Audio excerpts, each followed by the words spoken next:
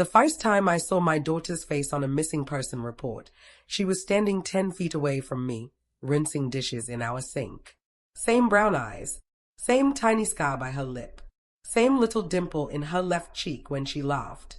Only, on the screen, she had a different name, a different life, a different mother begging for her. I froze.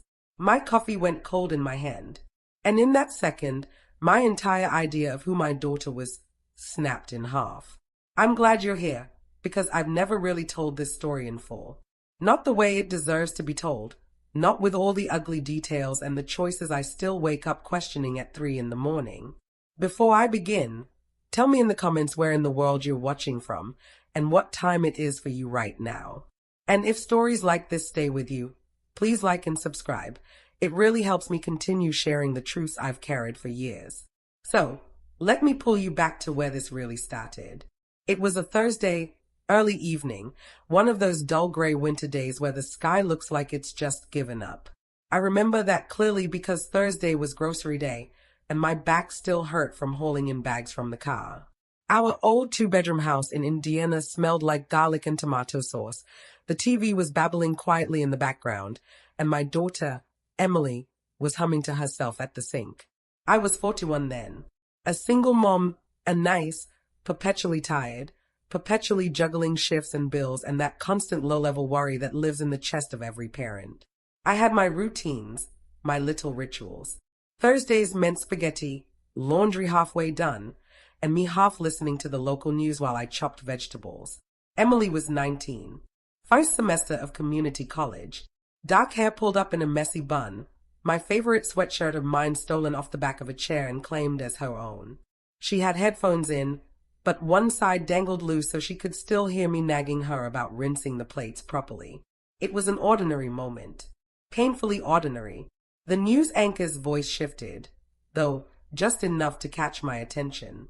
That serious tone they use when something terrible has happened, but they've gotten used to saying it nicely. I glanced up at the TV, expecting another car accident or some political nonsense. Instead, there was a picture.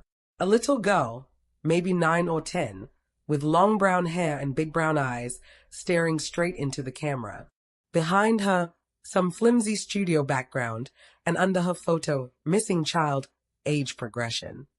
My heart stuttered, but not because I recognized her. Not yet. It was just that. I always feel something when they show missing kids. I can't help it. I imagine their mothers, their fathers, the empty bedrooms waiting for them. I picture the toothbrush still in the bathroom cup, the backpack still hanging on a hook, and it hits me right in the gut. The anchor kept talking. Something about a cold case, about a child taken years ago and a new age-progressed image. A mother still searching. A reward being doubled. I almost looked away. I almost went right back to chopping garlic. Almost. But then the graphic changed, and they showed the age progression. What she might look like now. And it was like someone hit me with a truck. The girl on the screen was Emily. Not just kind of like her. Not, oh, she has the same hair. No, it was her. Her at 19. How exact jawline. How exact eyes. The freckle just beneath her right eyebrow. Even the way her hair fell in loose waves around her face. I remember the knife slipping in my hand and clattering onto the cutting board. The sound was so loud in my ears it made me flinch. Emily glanced over her shoulder, laughed a little. You okay, Mom? Mom. That word twisted inside me, because suddenly my brain was trying to shove in another word, missing. I forced out a laugh, or something that was supposed to be one. Yeah, just drop the knife, it scared me. She shrugged, turned back to the sink, water running, music faintly leaking out of her earbuds. On the TV, the name under the picture was different. Hannah Collins, abducted at age 8. My daughter's name was Emily Parker. I'd signed it on school forms, medical charts, college applications. I'd whispered it every night for years. I'd watched her write it in curly letters on the back of her notebooks. But the girl on that screen, the girl who looked like my child down to the tiny scar on her upper lip, she wasn't Emily. According to the world, she was Hannah. I stood there, my hand flat on the counter, staring at the TV while the anchor went on. Hannah Collins disappeared from her home in Ohio 11 years ago. 11 years. Emily was 19 now. 11 years ago, she would have been 8. The math lined up in my head like a row of dominoes, and they all started falling. I felt weirdly outside of myself, like I was watching this scene from somewhere up in the ceiling. My life, my kitchen, my daughter humming to herself at the sink, and then this one image on the TV trying to rewrite everything I thought I knew. We all think we know our children, even if we didn't give birth to them. I didn't give birth to Emily. I adopted her when she was 9. I knew that she'd had a rough childhood. Those were the exact words on the forms. Like rough childhood was something you could neatly summarize in 2 words and a couple of checkboxes. I knew there were holes in her story. Trauma she didn't like to talk about. A biological mother somewhere in the past who had lost custody, the official phrase they used in court. But missing? Abducted? A girl with a different last name, a different mother still looking for her on TV? No one had prepared me for that possibility. The anchor's voice faded into some pre-recorded plea from a woman whose face was puffy from crying. She was in her early 40s, like me. Dark hair pulled back, a necklace with a tiny heart pendant. Behind her, a wall of photos, all the same little girl in different stages of baby teeth and haircuts. She was my only child, the woman said, voice shaking. I know she's out there. I know she's alive. Someone knows something. Please call if you've seen her. I gripped the edge of the counter so hard my fingers hurt. My lungs felt like they'd forgotten how to work. Emily turned off the water, shook her hands over the sink, and reached for the towel. She hadn't looked at the TV once. She hadn't heard the name. Or maybe she had, through that one dangling earbud, and was pretending she didn't.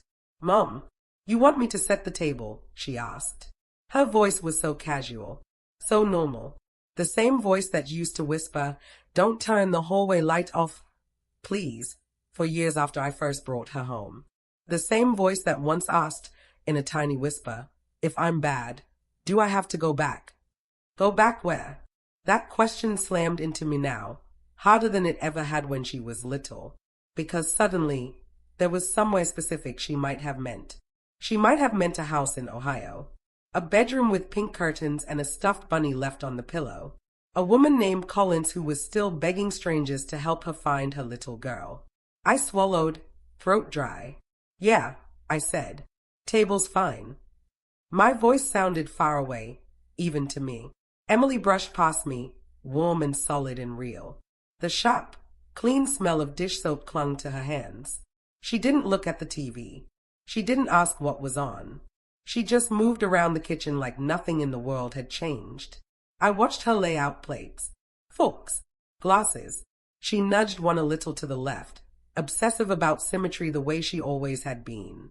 She tapped the edge of each plate with her nails, a little rhythm she'd had since she was a kid, like she had to test that the world was still there. On the TV, the segment ended. The anchor shifted to sports. The picture of my daughter, or Hannah, or whoever that girl really was, vanished. If I had blinked a second earlier, I might have missed it. If I had gotten a phone call right then, I might have missed it. If the grocery store had been a little busier, if traffic had made me 10 minutes late, if literally anything in that day had gone differently, I might have never known. That thought still terrifies me. I turned the volume down, my hand shaking just enough that I hoped she wouldn't notice. She did notice, though. Emily always noticed small things. She frowned at me, a tiny crease appearing between her eyebrows. You sure you're okay? I'm fine, I lied. I've told myself that was the first lie of that night, but it wasn't. The truth was, Emily and I had been living on top of a buried lie for 10 years. I just hadn't realized it yet. I forced myself to smile, to move, to reach for the pot on the stove and stir the sauce so I wouldn't have to look at her face. I could feel her watching me for a second, like she was trying to decide if she should push, if she should ask more questions. Then her phone buzzed on the counter. She glanced down, and whatever she saw there made her expression soften. She picked it up, thumbs flying over the screen, a tiny smile tugging at her mouth.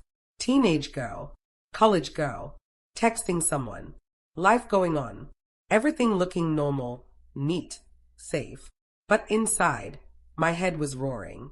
Hannah Collins, age 8 when she disappeared. Last seen in Ohio. Brown hair, brown eyes, small scar on her upper lip. My daughter had come into my life with almost no history I was allowed to know. It was confidential. Sealed. Not in her best interest to be discussed in detail.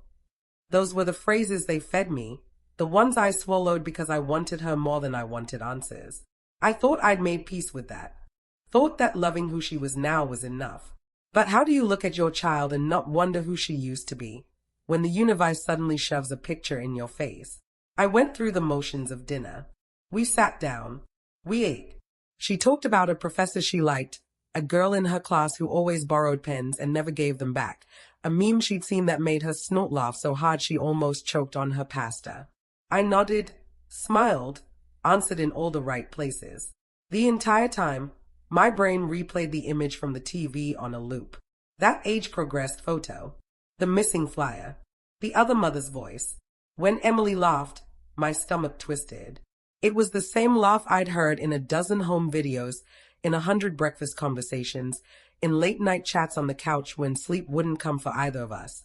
Was it also the laugh that woman used to hear in some house in Ohio, before everything went wrong? I didn't ask. Not yet. Instead, after dinner, I loaded the dishwasher. Emily disappeared down the hall to her room, music booming faintly through the thin walls. I could hear her singing along under her breath, that same slightly off-key way she always had. I dried my hands, grabbed my phone, and sat down at the table where we'd just eaten. I told myself I was just going to check my email. What I did instead was open the browser and type in 3 words, Hannah Collins missing. A list of results popped up. News articles, old forum posts, a site dedicated to missing children with that same age-progressed image as the thumbnail. My thumb hovered over the first link, shaking, because I knew, deep down, even before I clicked, that I wasn't just reading about some stranger's tragedy. I was reading about my daughter's past, and I had no idea, yet, how much that truth was going to cost both of us. I tapped the screen anyway. The page started to load, my heart pounding in my throat. Down the hall, my daughter laughed at something on her phone, and for the first time since I'd met her, I didn't know who she really was. Before I tell you what I found in those search results, I need to take you back 10 years. Back to the day Emily, my Emily, first walked into my life, carrying everything she owned in one plastic grocery bag. It was early fall, Indiana fall, where the air starts to smell like leaves and quiet endings. I had just turned 31, still convinced I was too young and too imperfect to be a mother, but also too stubborn to let fear keep me from trying. I'd been going through the foster to adopt process for almost a year. Endless trainings, background checks, home evaluations where a stranger judged the dust on top of my ceiling fan. I remember scrubbing baseboards at midnight before each visit, as if shiny baseboards were the key to being a good mother. But it wasn't the classes or the tests that made me hesitate. It was the thought of a child looking at me and expecting something safe, something I wasn't sure I'd ever had myself. When the agency called me about a 9-year-old girl who needed stability ASAP, I almost said no. Not because I didn't want her, but because the phrasing scared me. Kids didn't need stability ASAP unless something had gone terribly wrong. Her file was thin, half a page of bullet points, a few sentences that tried to summarize her entire childhood. Multiple placements, trauma indicators present, withdrawn but responsive, prefers female caregivers, history of neglect, minimal contact with biological family, minimal contact. I didn't realize until much later that minimal really meant none. But the moment they showed me her picture, the picture from her intake, hair messy, eyes too big for her face, holding a stuffed unicorn missing an A, I felt something shift inside me. She looked like she was bracing for the world to hurt her again. And the quiet truth, I knew that feeling too well. So I said yes. They brought her to me 2 days later. I'll never forget the sight of her standing in my doorway. Skinny jeans hanging off her hips, jacket too big, laces dragging behind her shoes. Her brown hair was tangled, pulled back with a rubber band that looked like it had been on a broccoli bunch at the grocery store. Her eyes were huge, scanning the house like she was memorizing escape routes. She didn't smile. She didn't speak. She just clutched that one grocery bag to her chest. "Hi, sweetie," I had said softly. "I'm Rebecca, but you can call me Becca if you want." She nodded once. The social worker gave me a tight, knowing look, the kind that said, "Good luck. She's a tough one." Then she knelt beside the girl. "Emily, remember what we talked about? This is your new home for now." Emily didn't nod this time. She didn't move at all. Her fingers tightened on the grocery bag, knuckles going white. When the door finally closed and the worker drove away, the house felt strangely quiet. Like the air itself was waiting to see what would happen. I knelt down to eye level. "You hungry?" I asked. Another small nod. I made grilled cheese because it was all I could think of, and she ate it in tiny, slow bites, like someone might snatch the plate away at any moment. She thanked me in a whisper. Her voice cracked on the word thank. I wanted to wrap her in a blanket and guard her from everything, but I didn't even know what she'd been through. That first night, she wouldn't sleep in a bed. She curled up on the floor in the corner of her room, hugging the unicorn and staring at the wall with wide, alert eyes. "Do you want a nightlight?" I whispered. She shook her head. After a moment, she whispered back, "Keep the door open. Please." No child should say please like that, like it was something dangerous to ask for. Over the next few weeks, small pieces of her began to emerge. Not stories, not history. She was careful never to give me those.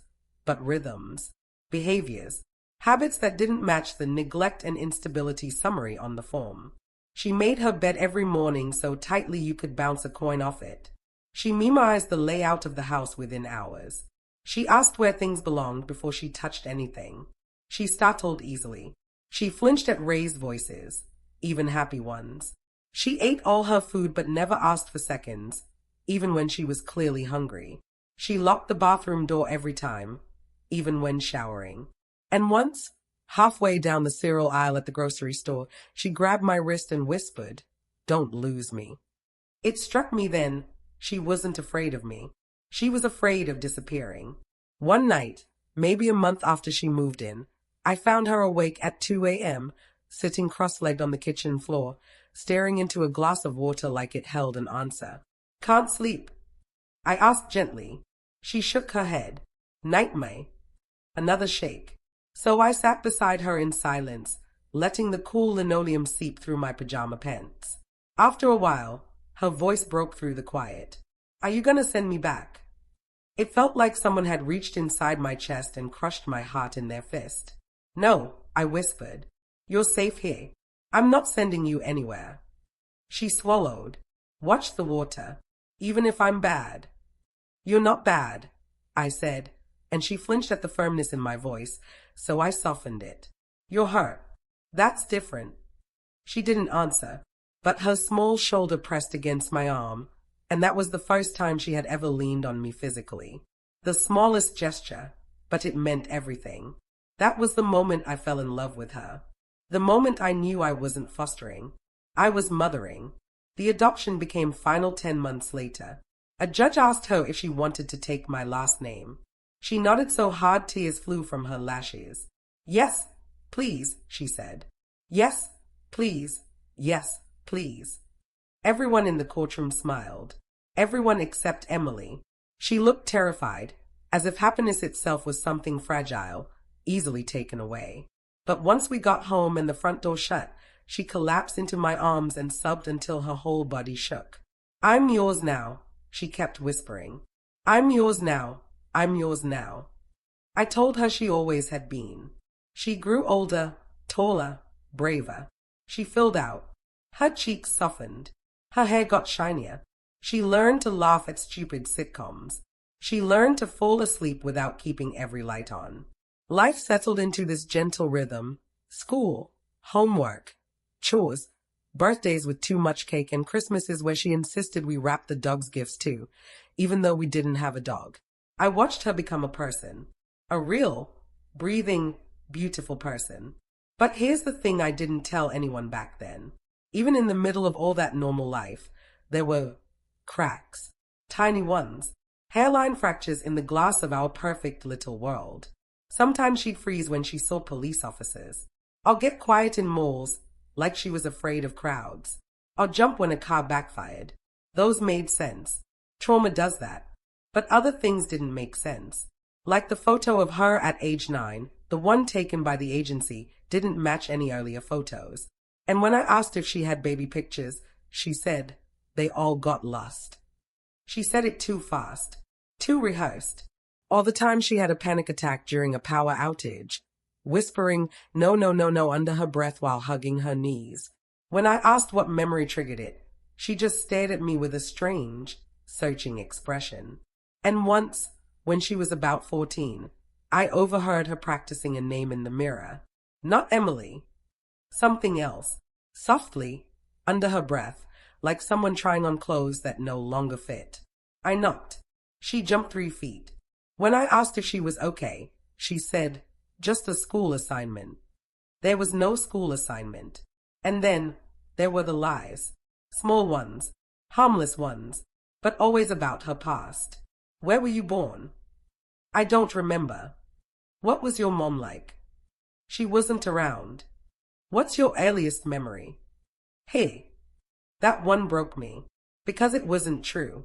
People remember something from before age 9, but I told myself it was trauma. I told myself kids forget things to protect themselves. I told myself not to push. I told myself not to push.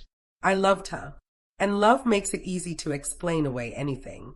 By the time she was 18, everything looked stable. She was in therapy, doing well in community college, talking openly about boundaries and coping skills.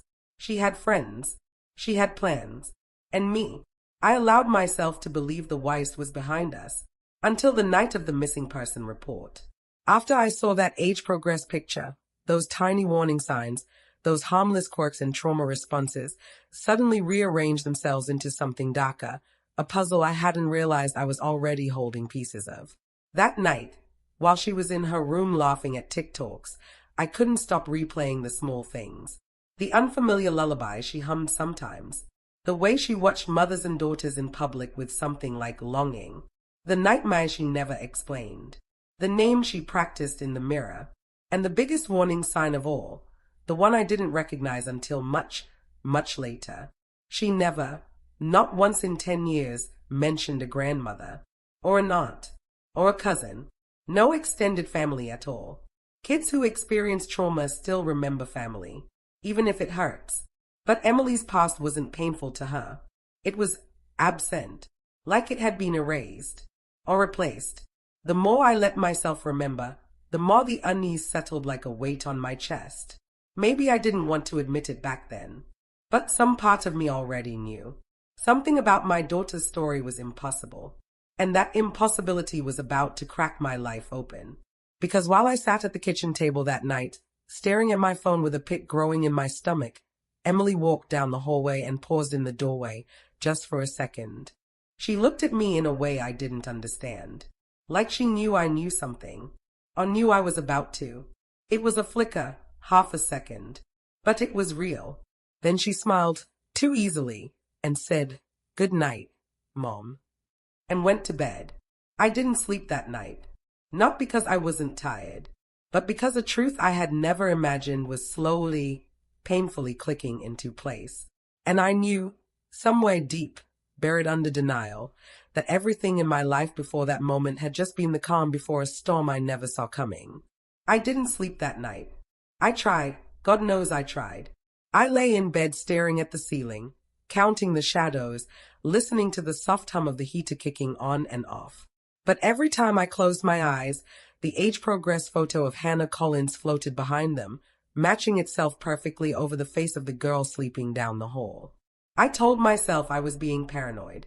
I told myself there were millions of brown-haired, brown-eyed girls in the world. I told myself trauma does strange things to memory. I told myself age progress photos aren't exact. I told myself Emily was mine, legally, emotionally, in every way that mattered. But no matter what excuses I whispered to myself in the dark, that image kept returning. That scar, that dimple, that exact way the corners of her eyes turned down when she wasn't smiling. Some coincidences are too perfect. At around 4:30 a.m., I gave up pretending I could sleep and slipped out of bed. My feet were freezing against the hardwood floor as I tiptoed into the hallway. Emily's door was cracked open just a sliver, the way she always left it. I peeked inside. She was asleep, curled under her blanket, her hair spilled across the pillow. Peaceful, innocent, a girl who had fought for every scrap of stability life had given her. I felt sick for doubting her, and yet, I still opened my phone. Back at the kitchen table, the screen lit up my tired face. My throat felt tight as I typed the name again. Missing Hannah Collins, Ohio. Not just the main article this time. I forced myself to dig deeper. A forum discussion, a Reddit thread, archived news reports, a Facebook page run by her mother. And as I pieced together the timeline, click by click, post by post, something cold and metallic settled behind my ribs. Hannah had vanished without a trace. No forced entry, no ransom demand, no sightings after the first 48 hours. One moment she was drawing in her coloring book in the living room, and then gone. Her mother said she'd only stepped out to grab a package from the porch. 30 seconds. That's all it took. I felt my hand drift to my mouth, trying to steady the tremor in my breath. 30 seconds. A lifetime of loss. Scrolling farther, I found something I hadn't expected. Not just an age-progressed image, but an analysis by a digital artist explaining how closely they based the projection on Hannah's younger features. Same nose, same lip structure, same cheekbones. Then, beneath that post, a comment that made my stomach flip. Someone out there must have adopted her without knowing. The idea hit me like a slap. Adopted without knowing. Me. They meant someone like me. Someone who trusted the system. Someone who believed the file they were handed, the story they were fed. Someone who took a child home who already had a home. I closed my eyes, fighting the rush of panic. No, Emily wasn't stolen. Emily had paperwork, court documents, records, but the truth was, those records started at age 9. Exactly 1 year after Hannah disappeared. Little inconsistencies I'd ignored for years started resurfacing, loud and insistent. Why had her intake file been so thin? Why were earlier medical records lost? Why had her past been sealed, even from me, even after adoption? And why? Why had she never once mentioned a childhood home in Ohio? I tried to calm myself, remind myself that adoption agencies make mistakes, but not that kind of mistake. Not switching missing children into the system. Not hiding kidnappings behind legal paperwork. And yet, in the pit of my stomach, something thrummed with dread. I wanted answers, but I was terrified of where those answers might lead. By the time the sun rose, my nerves were stretched so thin I felt like a single touch would snap me in half. Emily came downstairs just after 8, wearing flannel pajama pants and yawning, rubbing her eyes like she always did. Her hair was a tangled mess. She looked impossibly young in that moment, like the same girl who used to crawl into my bed after thunderstorms. "Mom," she murmured, "you're up early." "Couldn't sleep," I said, and my voice wobbled in a way I hoped she didn't notice. She pawed herself cereal, sat across from me, kicked her leg back and forth absently under the table. Her eyes drifted to my phone. "Working already?" "No," I said too quickly. "Just reading." Her gaze lingered for a moment too long, like she knew I wasn't telling the whole truth. Then she asked, casually, too casually, "What were you looking at last night?" My stomach dropped. "What do you mean?" She shrugged, spoon halfway to her mouth. "You were up late. I heard you walking around. I figured you were on your phone." My pulse thudded painfully. Emily rarely questioned me. She was independent, quiet, respectful to a fault. But this felt like she was probing, testing. "Just news," I said, forcing a smile. "About what?"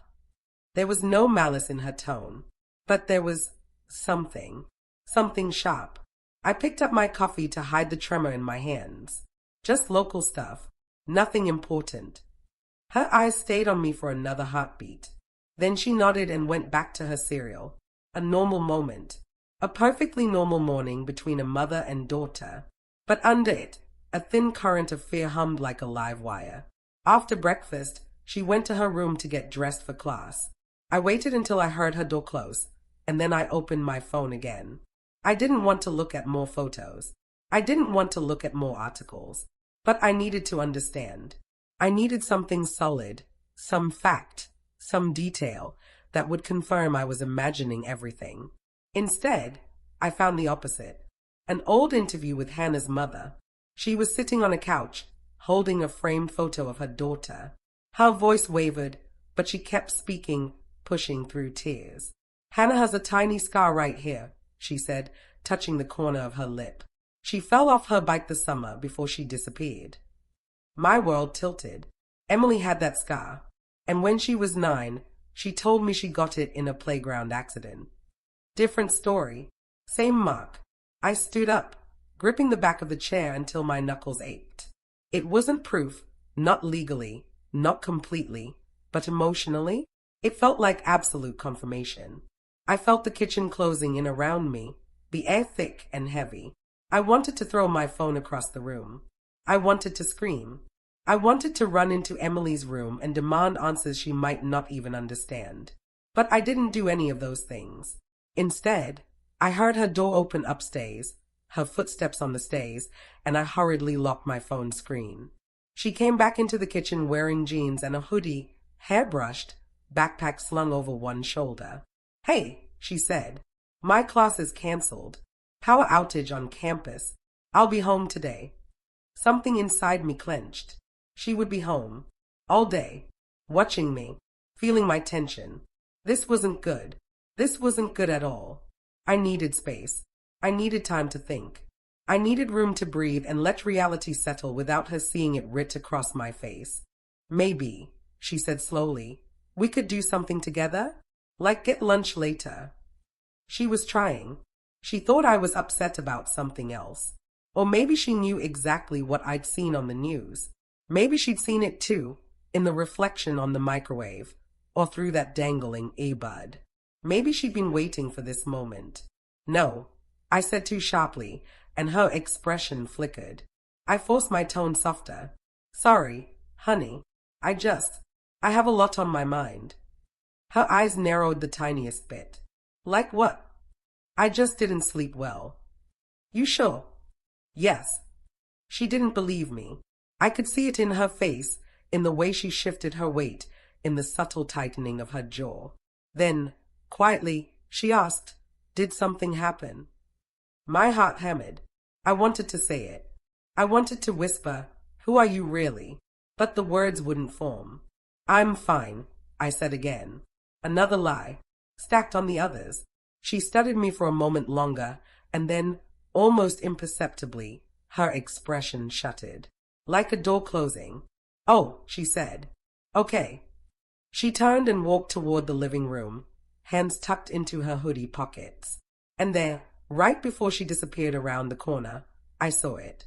A look on her face I had never seen before. A look that wasn't fear, wasn't confusion, wasn't hurt. It was anticipation. Cold, careful anticipation. As if she knew a truth was unraveling, and she was waiting to see what I'd do with it. The haze on the back of my neck rose, because in that moment, I realized something terrifying. This wasn't just a coincidence. This wasn't just a resemblance. This wasn't just a past she'd forgotten. Emily knew exactly what she was hiding, and I had just become a threat to that secret.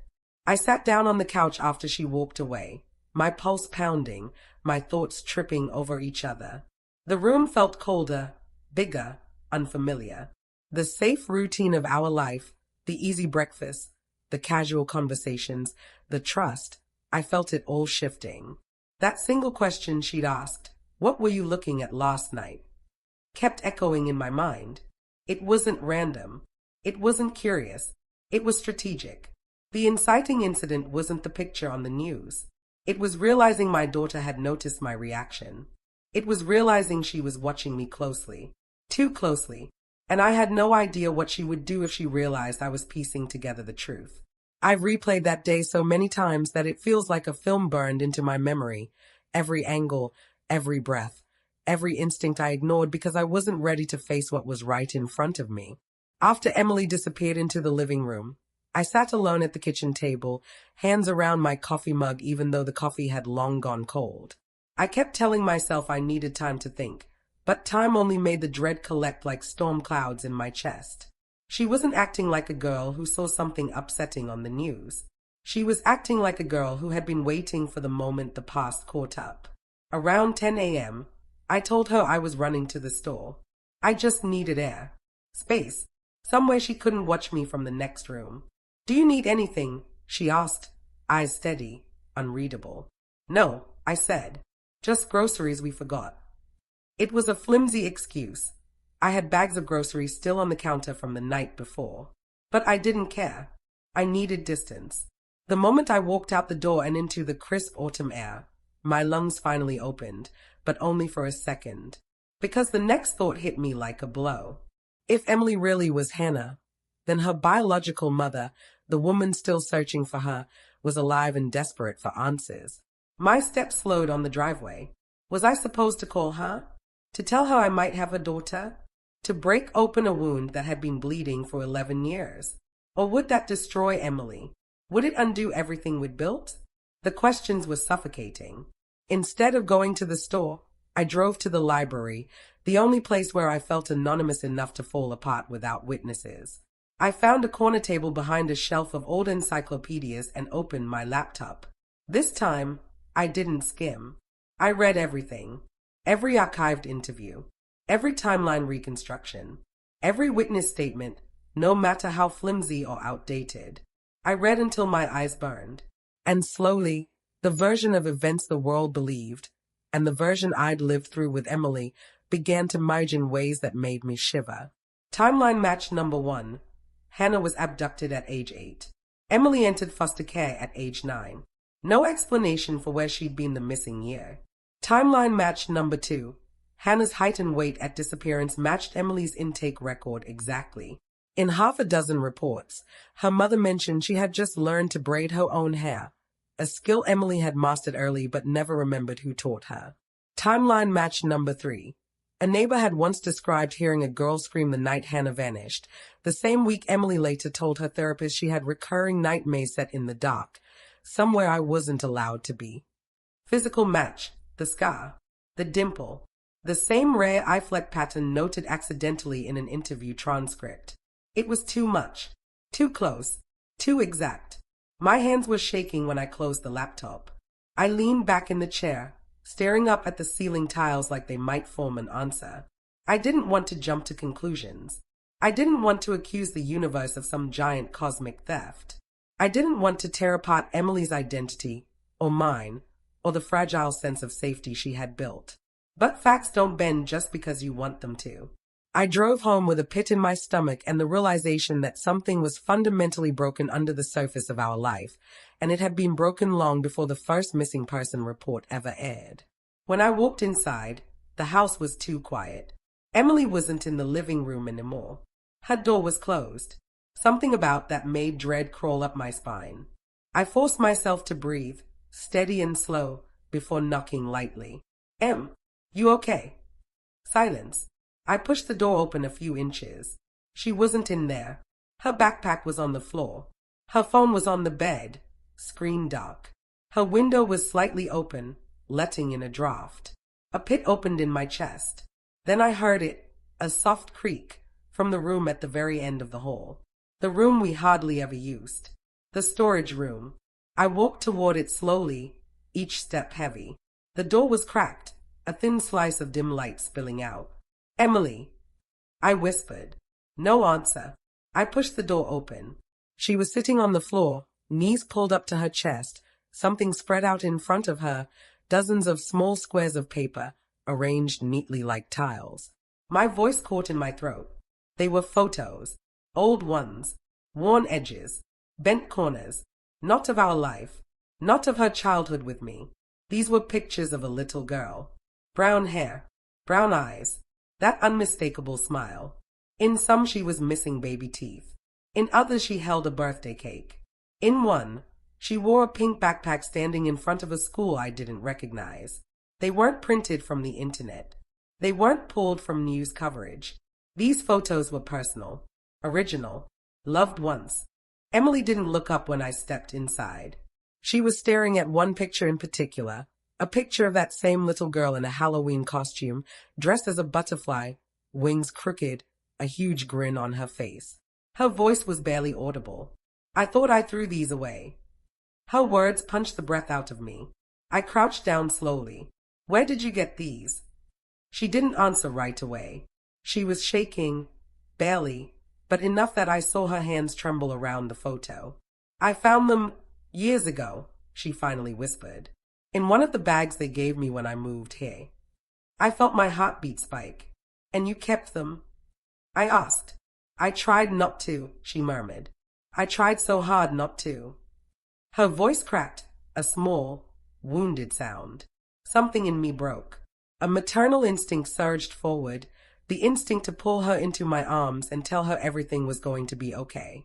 But another part of me, the part that had been up all night, the part that had seen Hannah's mother begging on national TV, knew I couldn't touch her yet. Not until I understood. Emily, I whispered. Who is this girl? She stared at the photo, then at the others, then at the floor. I don't know, she said, but her voice was too small, too thin, too careful. The lie hovered in the air between us. I picked up one of the photos, hands trembling. On the back, written in faded black marker, was a date. A date from 11 years ago. The year Hannah disappeared. My throat tightened. Emily, look at me. She didn't. Her eyes stayed fixed on the Halloween photo, her fingers gripping the corner like it was the only thing anchoring her to the ground. Finally, after what felt like an eternity, she whispered, I don't remember everything. My heart lurched. Tell me what you do remember, I said softly. She shook her head. It's like smoke. Like something I dream but can't wake up from. Shadows, voices, a big house, or maybe a small house. I don't know. Tears welled in her eyes. I used to think these pictures were dreams I made up, but they feel wrong, too real. She pressed a hand to her chest. When I look at them, it hurts, like something squeezing inside me. Her voice broke completely. I don't want to remember. I don't want to go back there. Go back where? Those 3 words hung in my mind like a flashing warning sign.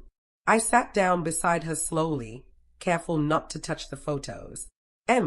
Sweetheart, why didn't you tell me you had these? She lifted her shoulders in a tiny, helpless shrug. I thought, if I kept them hidden, then whatever they belonged to would stay hidden too. My breath hitched. She was scared. Not of me, not of being caught. She was afraid of the truth itself. And that fear, that was confirmation. She didn't know everything, but she knew enough to be terrified. I reached out, slowly, palms open. Emily, I'm not going anywhere, but we have to understand what this means. She finally lifted her eyes to mine, and what I saw there broke me more than anything else that day. Not guilt, not fear of being discovered, not anger. It was something else, something hollow. A child realizing she had 2 lives, and one of them had been silently pulsing beneath her skin for years, waiting to be exposed. Mom, she whispered, voice shaking. What if I'm not who I think I am? The words crushed me, because I had been asking myself the same question all night. I picked up another photo, hands trembling. The same girl, younger, sitting on a swing set. Brown leaves at her feet. A yard I didn't recognize. On the back, written in a different hand. Hannah, age 7. The final thread snapped. I closed my eyes as the truth washed over me. A truth that left me cold and dizzy. These were her childhood photos. Photos before foster care. Before adoption. Before the agency. Before me. Before she was Emily. When she was Hannah. When she was someone else's daughter. I looked at her, my daughter, shaking, terrified, trying not to crumble. And for the first time in her life, she didn't look 9, or 14, or 19. She looked 8. She looked lost. She looked stolen.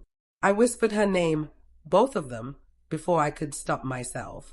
Emily. Hannah. She flinched hard, as if the second name burned. No, she choked out.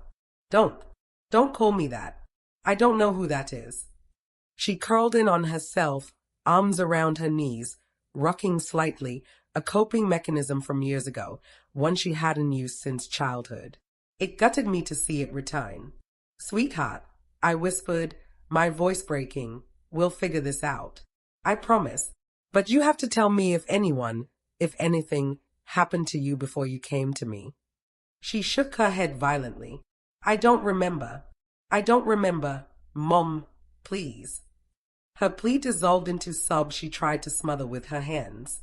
I wanted to gather her up, hold her, protect her from all of this.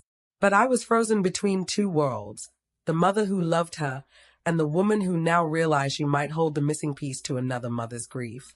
And neither world knew how to coexist. I scanned the photos on the floor, dozens of them, and something else caught my eye, a folded piece of paper tucked under one of the pictures.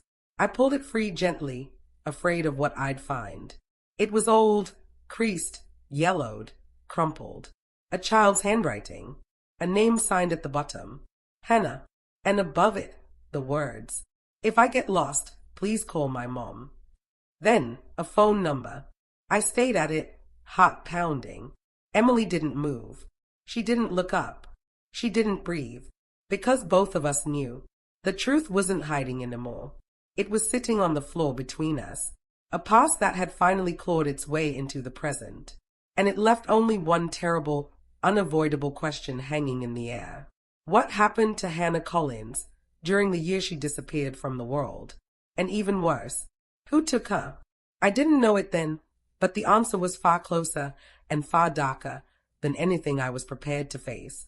I don't know how long we sat there on the storage room floor, me staring at that folded paper with the name Hannah written in a child's uneven handwriting, and Emily curled into herself, shaking like every breath hurt. Eventually, her sobs softened into these tiny, irregular gasps, the kind that worried me more than the crying. They sounded like a body running out of ways to cope. Sweetheart, I whispered, we'll stop. No more questions right now. She didn't answer, but she let her forehead rest on her knees. Her hair spilled over her arms like a curtain, hiding her face from me. She looked so impossibly small, not the confident 19-year-old who had just started college, but the fragile 9-year-old girl who used to check every window lock twice before bed. I wanted to take all of it away, but I couldn't. Not anymore, because something inside me had changed.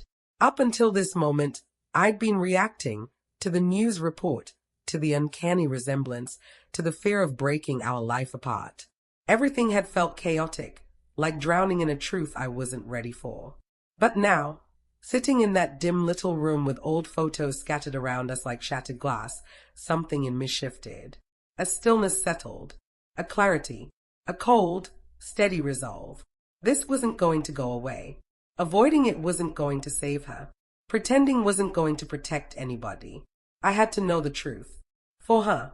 For the woman who lost her. For myself. Even if knowing it broke my life in half. I picked up the paper again, carefully unfolding it. The phone number, written in messy marker, had been smudged by time but was still legible. If I get lost, please call my mom.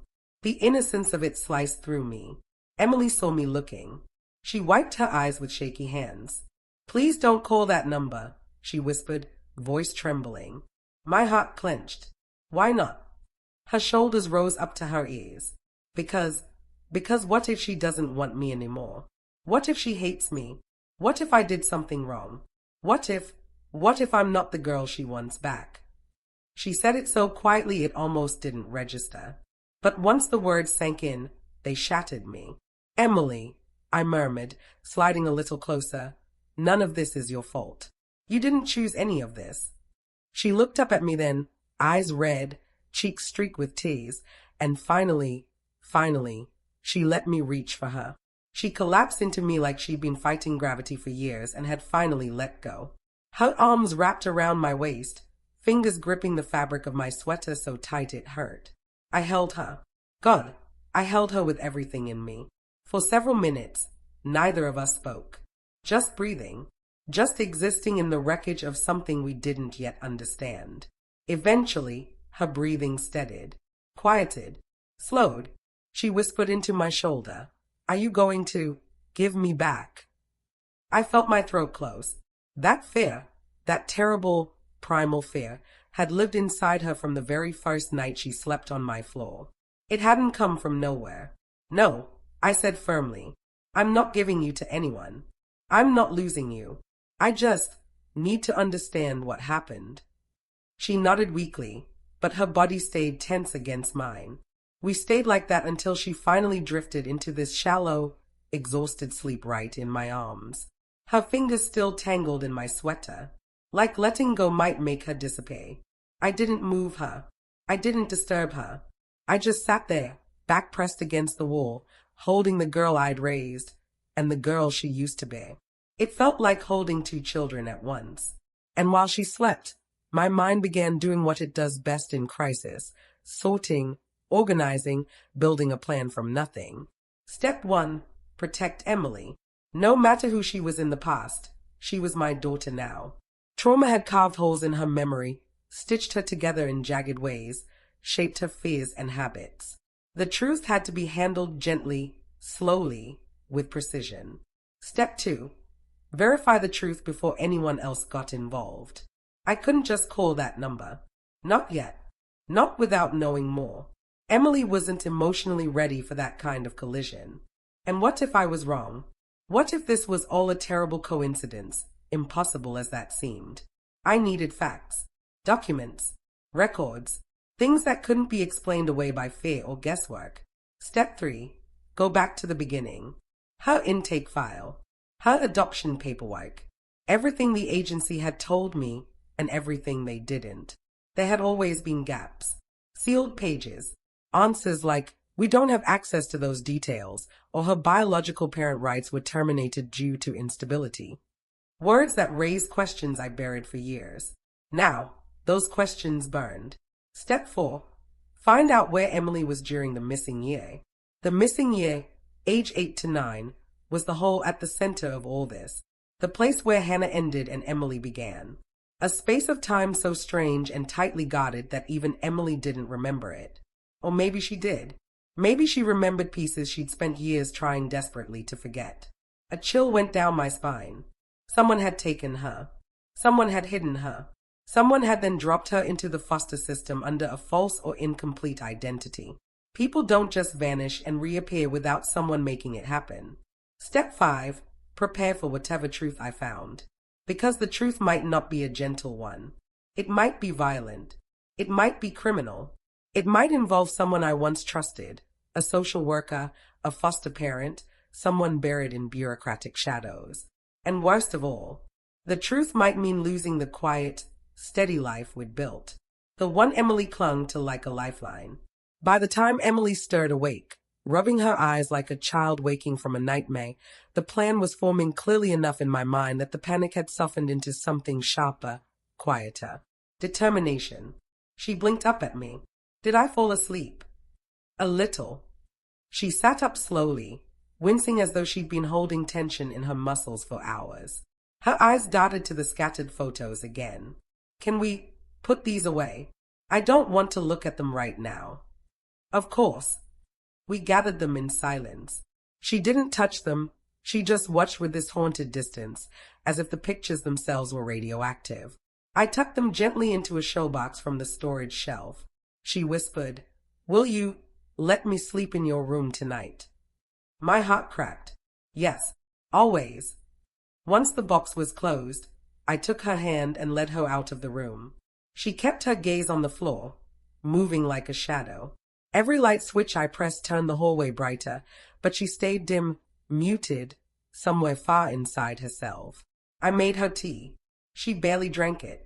She curled up on the couch and stared at the blank TV screen.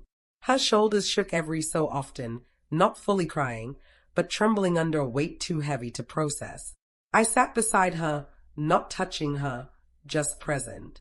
That was the rhythm of our early years, support without pressure. Mom, she murmured finally, what if the memories come back? I took a slow breath. If they do, you won't face them alone. She swallowed hard. What if they are bad? Then we'll get through them together. And what if, she hesitated, voice cracking, what if I'm not the same person anymore? I reached for her hand. She let me take it this time. You're still my daughter, I said. That part doesn't change. The words steadied her enough that she leaned against me, head against my shoulder, and exhaled like she'd been holding her breath for hours. We stayed that way until she drifted off again, fragile sleep, like thin ice. And while she slept this second time, everything inside me solidified. Fear had carried me as far as it could. Now it was time to act. When her breathing finally evened out, soft and rhythmic, I gently shifted away, slid a blanket over her, and went to my bedroom. I didn't turn on the main light, just the lamp on my nightstand. I opened the bottom drawer. Inside were the adoption files I hadn't touched in years. They smelled faintly of paper and time. A chapter of my life I thought was complete. But as I opened the first folder, I realized something chilling. The medical intake page, the one that had bothered me years ago, was missing. I flipped through every document twice. It wasn't there. I checked behind the plastic sleeves. Nothing. I checked the back of the drawer. Empty. A file doesn't just disappear, unless someone removes it. My stomach dropped. This wasn't just a mystery about her identity. This was a trail, one someone had tried to erase. A new thought formed, slow and dangerous. Someone didn't want her past traced. Someone didn't want her found. Someone didn't want the truth connecting back to them. And suddenly, Emily's fear of being taken back meant something very different. Maybe she wasn't afraid of going back to her mother. Maybe she was afraid of going back to the person who took her. The coldest realization of all crept down my spine. Whoever stole her might still be out there, and they might not be done. This wasn't just about discovery anymore. It was about protection, about survival, about preparing for a truth dark enough that Emily had spent her whole life hiding from it, even inside her own mind. I closed the drawer quietly, knowing the next step would push us into dangerous territory. Tomorrow, I would start digging into her past, interviewing old contacts, requesting sealed records, reconstructing the missing year. And eventually, when I had enough evidence to be certain and enough strength to face the consequences, I would call the number on that little paper. The number belonging to the woman who still believed her daughter was alive. But tonight I sat beside Emily until the fear in her sleep softened, and I whispered a promise she didn't hear. We're going to find the truth, and I will protect you from whatever it is. What I didn't know, what I couldn't know, was that once I started pulling at those threads, the entire story would come unraveled. And someone who had been quiet for years, would realize I was getting close. I woke up the next morning with a clarity I hadn't felt in days. No more hesitation. No more denial. No more pretending this was something we could live with in silence. I slipped out of bed without waking Emily. She'd curled up on my side, hugging my pillow, breathing in those soft, uneven breaths trauma kids get after crying themselves into exhaustion. I wanted to stay beside her. I wanted to hold her. But I had a plan to execute. And plans don't wait. I gathered the adoption files into a tote bag, grabbed my keys, and wrote a note for her on the counter. Running errands. Be back soon. Stay inside. Love you. I hesitated before writing that last line, not because I didn't mean it, but because everything suddenly felt too fragile. Like love itself was thin glass I was afraid to breathe near. But I wrote it anyway. Then I left. The air outside was cold, biting. The sun hadn't fully risen. The world felt suspended, like the moment before a storm breaks. My first stop was the child services office. I walked inside with the tote bag pulled tight against my side, adrenaline buzzing in my fingers. The waiting room smelled like coffee and disinfectant, a mix I'd always associated with fear. I approached the desk. I need access to records that were sealed during my daughter's adoption, I said. The receptionist blinked. That usually requires a court request. I know, I said. This is an emergency. She frowned. Are you reporting abuse? No. I snapped, then softened my tone. No. I just need to speak to someone who handled her case. She typed something quickly, glanced at her screen, then said, the social worker assigned to your daughter's file retired last year. My stomach dropped. Of course she did. Is there anyone else? I asked. She hesitated, then nodded slightly. There's an archive case manager who sometimes consults. She's in the building today. I didn't wait for permission. Please get her. 5 minutes later, I was in a small office with flickering fluorescent lights. A gray-haired woman in a cardigan entered, holding a mug that read #1 Nana. She looked tired before she even sat down. I'm told you have a concern about an adoption from 9 years ago, she said.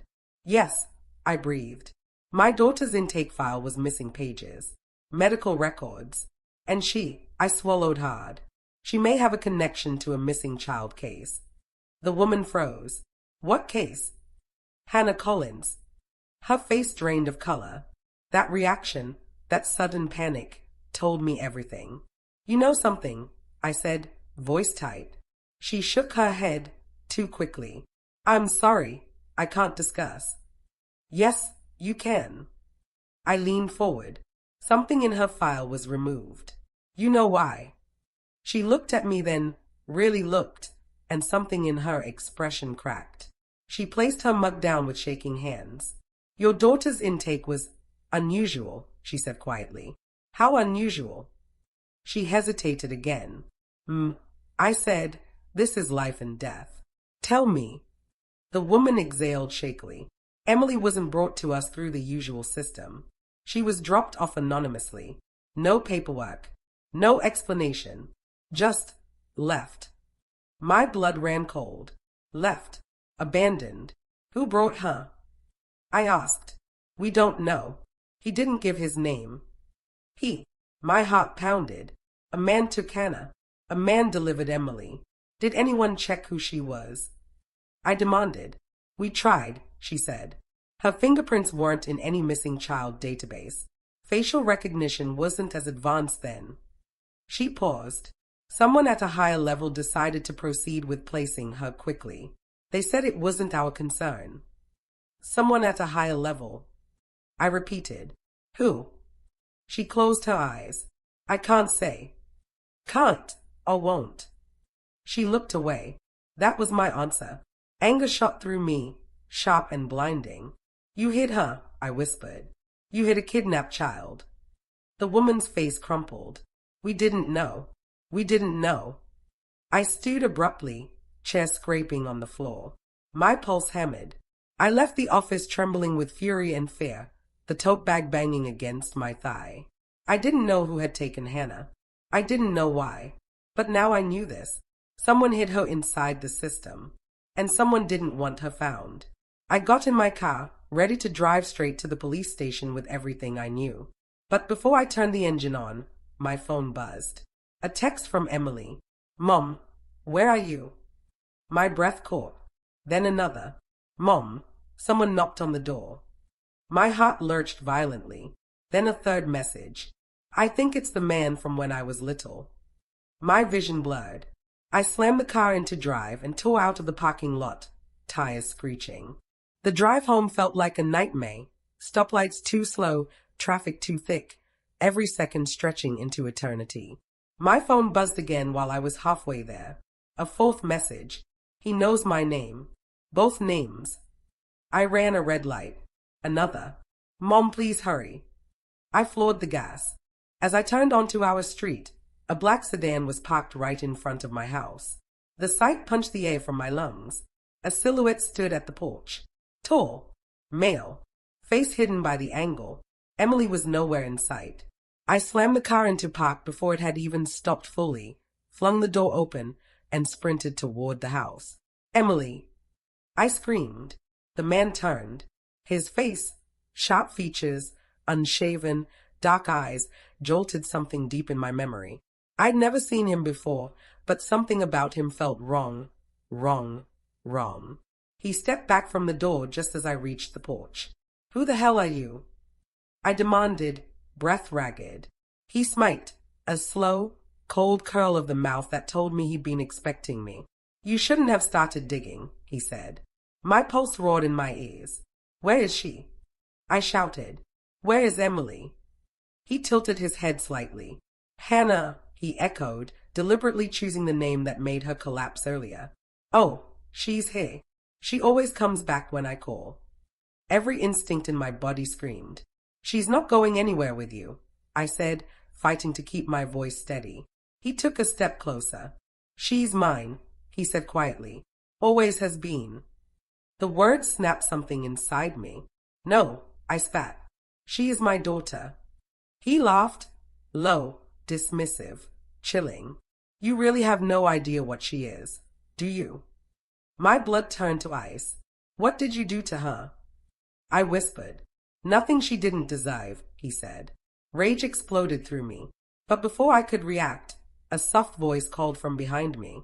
Mom. I turned. Emily stood in the doorway, pale, shaking, eyes wide with terror, but not surprise. Get inside, I said, reaching for her. The man's voice cut through the air. Hannah, come here. She flinched, like the sound itself hurt her. No, I snapped. Don't listen to him. But he took a step closer, and his tone shifted, darker, deeper. You remember what happens when you don't listen. Emily gasped, a sharp, involuntary sound, and stumbled backward. My world broke. No, I said, stepping between them. You don't touch her. You don't look at her. You don't speak to her ever again. His jaw twitched. She's not yours. She's mine in every way that counts. You think you can erase me, he hissed. No, I said, but I can end this. He reached for something in his pocket. My body moved before my brain did. Instinct, adrenaline, motherhood. I grabbed the porch umbrella stand, swung it with everything I had, and cracked it against his arm. He cursed, stumbling back. Run! I yelled. Emily bolted inside. I slammed the door behind us, locked it, shoved the deadbolt in, and dragged a chair under the knob. My hands shook uncontrollably. Mom, she cried, he's going to come in. No, I said. He's not. I grabbed my phone, dialed 911 with trembling fingers. The man pounded once on the door, a single, violent blow that rattled the frame. I pulled Emily behind me. Stay back, I whispered. Outside, sirens began faintly, far away. He pounded again. Then, silence. I looked through the peephole. The porch was empty. The black sedan was gone. Emily collapsed into my arms, sobbing, shaking so violently I could barely hold her. But I held her anyway. The sirens grew closer. It was over, at least this part. But as I held her, feeling her ribs heave against my chest, only one thought echoed in my mind. This wasn't the end of the truth. This was only the beginning. The police came fast. Faster than I expected for our small Indiana neighborhood, where the worst calls they usually got involved drunk neighbors or teenagers setting off fireworks in September. But that morning, within minutes of my frantic 911 call, red and blue lights pulsed across our windows, washing the walls with that eerie, stuttering glow that makes everything feel even more surreal. Emily didn't let go of me the entire time. She clung to the back of my sweater like a frightened child, her fingers curled into the fabric so tightly the stitches stretched. Her face was buried against my shoulder. She trembled in these unpredictable jolts, like adrenaline was still tearing through her body even though the danger was gone. When officers knocked, I opened the door only as far as the chain lock allowed. He's gone, I told them. The man, he knows my daughter's name. Both names. My voice broke. I didn't care. They asked for descriptions. I did my best to give them one, but it came out jagged, fragmented. Tall, hard eyes, low voice, dark clothes, a car I didn't recognize. He had a presence that felt like a shadow under a doorframe. Emily couldn't speak yet. Every time they gently asked if she was hurt or if she recognized the man, her breath hitched and her grip tightened. So I shook my head for her. They didn't push. They cleared the inside of the house, checked the backyard, walked the property line. Nothing. No sign of forced entry. No fingerprints we didn't recognize. The man had been fast, intentional, clean. One of the officers, a woman with tired eyes and blonde hair clipped back, stepped aside with me. "Your daughter," she said softly, "has she had past contact with this man?" "Yes," I whispered. But I didn't explain. Not because I didn't trust her, but because the truth felt too large to hand over in fragments. I needed to understand the whole story myself. The officer nodded gently, as if she sensed that pressing would shatter something delicate. "We'll patrol the area for the next few hours," she said.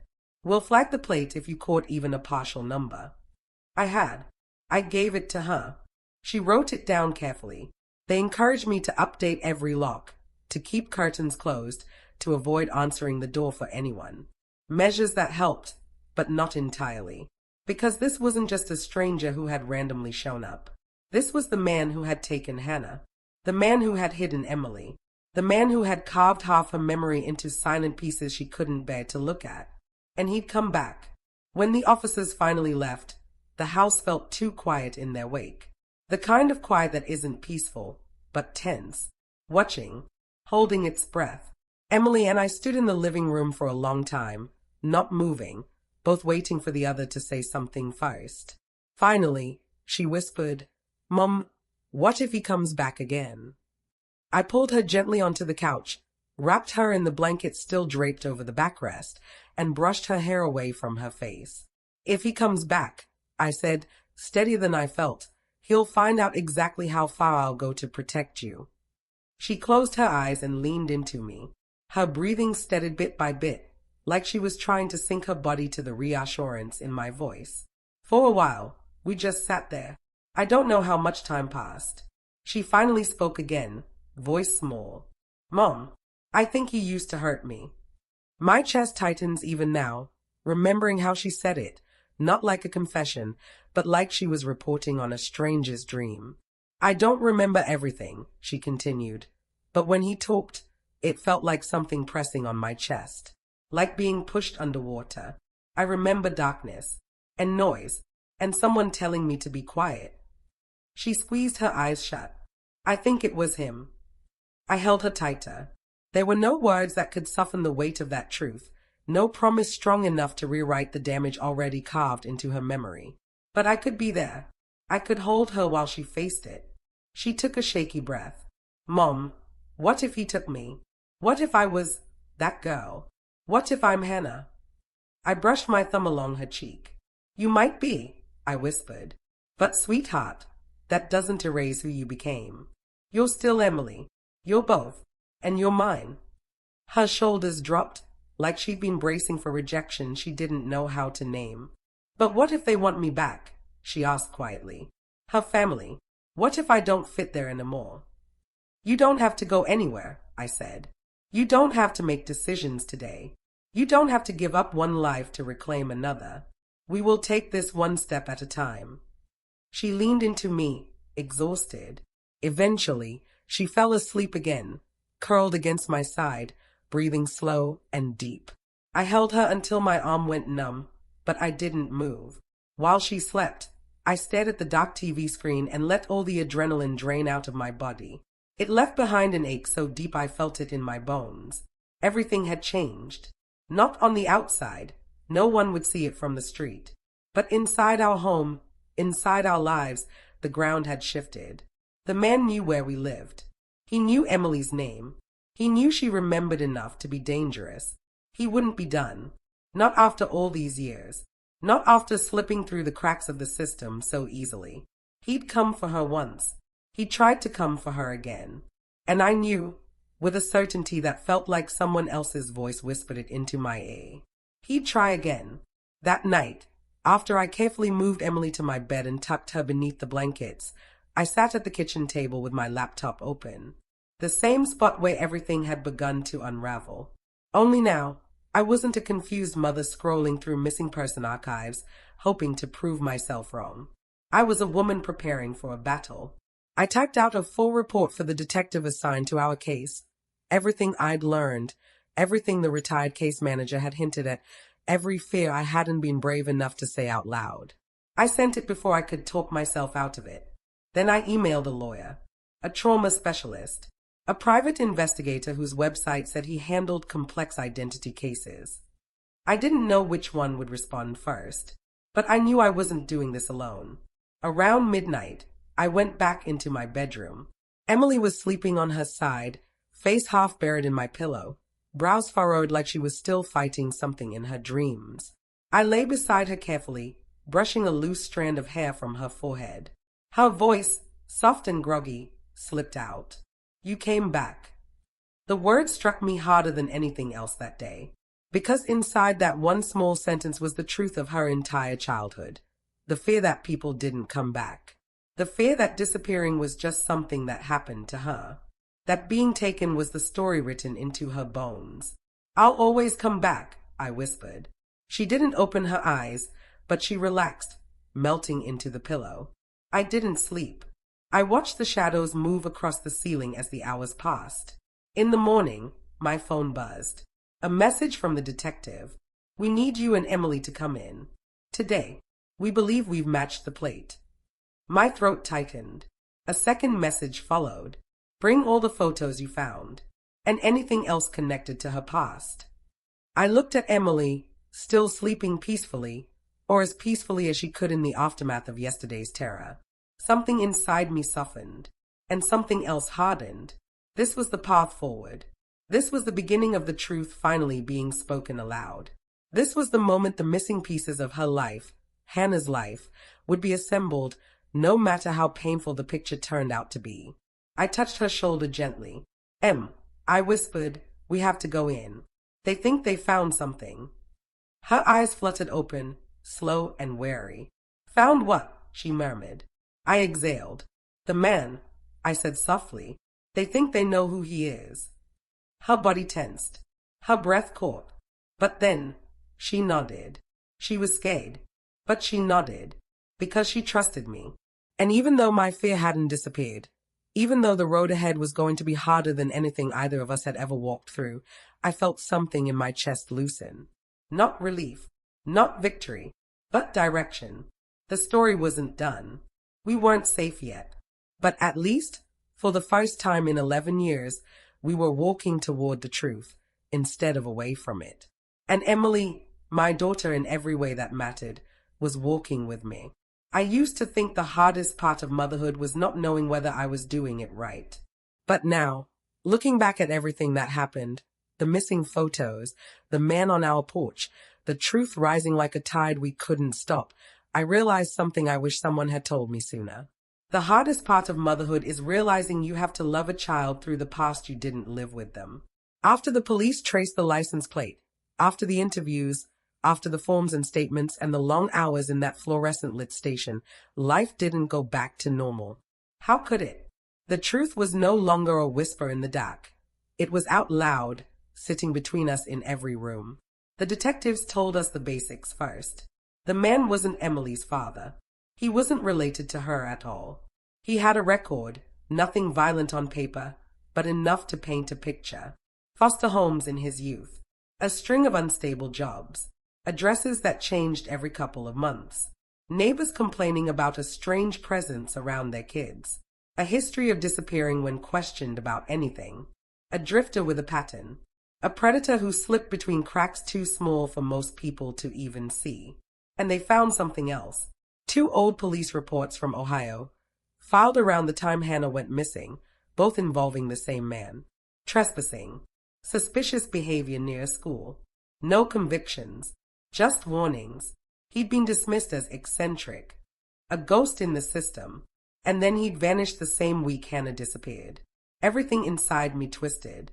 Because I knew, with a certainty that felt like a punch to the ribs, that he had taken her. And then, for reasons we may never fully understand, he had dropped her into the foster system 1 year later like a stray animal he'd gotten bored with. That missing year, those blank, jagged holes inside Emily's memory, would always be a part of her story. Not because she wanted it, but because the body never forgets what the mind refuses to remember. There were more steps after that. DNA tests, paperwork, Phone calls with lawyers and trauma therapists and officials who kept saying words like evidence and probable identification. Words that all pointed toward one truth. Emily was Hannah. Emily would always be Hannah. But she was also Emily. Both lives were real. Both names were true. And she had to carry both forward. It wasn't easy. She cried for days after the DNA results came back. Not because she didn't expect the outcome, but because the confirmation made everything real. It meant she truly belonged to two worlds that had never been meant to collide. My mom, she whispered once, voice cracking. She looked for me. She didn't stop.